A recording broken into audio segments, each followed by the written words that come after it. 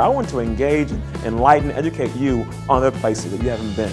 Not just the big cities that we hear all the time about. How about those small ones, perhaps where you're from? And I want to learn more about those people all around the world, understand their cultures, what they believe, what they don't believe. And we're going to only do so if we get out there and work on it together. So stick with me on City of J on your path to self-discovery. Well, hello everybody, and welcome to the City of J. And I'm Jay Roy. I'm the host of this wonderful show, I hope. But I'm over in the city of Encino, and something's coming up very soon that you guys may not even know. Hope you do. But it's Father's Day. Yes. See there, now you guys are cleared on that. Good.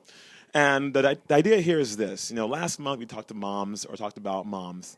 I think maybe fathers, they don't get the same attention, unfortunately.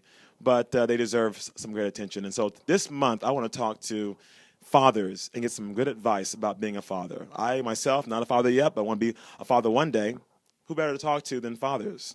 And they do so many different things. I'm here talking to Jay Siegel. Yes, another Jay. And this is a man who I get great respect for. He is a rabbi. He's also a man who is of great wisdom, not only as being a man, but also to finance. I consider him a mentor in the area of finance and life. But there's more going on. Besides also, too, being a man who's also a husband, he's also a man who is also a father. And that's the idea I want to get from you. For those of us like myself, want to be a father one day. But also from the heart, those who are fathers, they know they're a father, just found out maybe, been a father for a long time, they're stressed out. This is your month, this is your day. Right. Any thoughts about to them about being a father from your experience? Any advice, what you learned? Sure. So one of the big things that I learned was that I didn't need to be a parent and I didn't need to be a friend. But what I needed to do was really learn how to be a mentee and to learn from somebody else.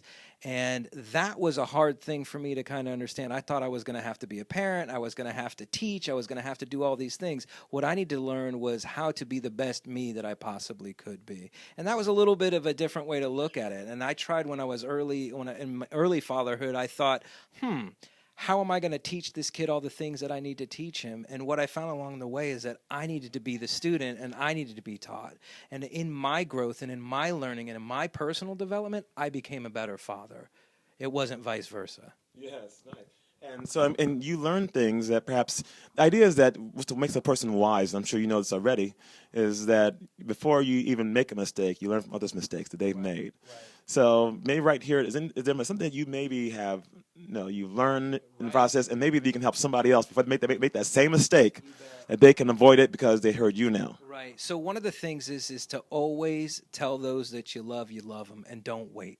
And, I was the kind of person that procrastinated on certain things. And I take myself as being someone who's able to write very well. And Father's Day came about 15 years ago. It came, and I was going to write my dad a beautiful card. And like I always do, I waited. And the card was sitting on the table in the living room. And I didn't write because I wanted it to be the most special written out thing. And I thought to myself, you're doing it again. You're procrastinating. You're waiting. You're not telling someone that you love them. And so I wrote a nice, beautiful little note to my dad saying how much I loved him and I appreciated him. And I got it in the mail really quickly, and it got there the Friday before Father's Day, which is on Sunday.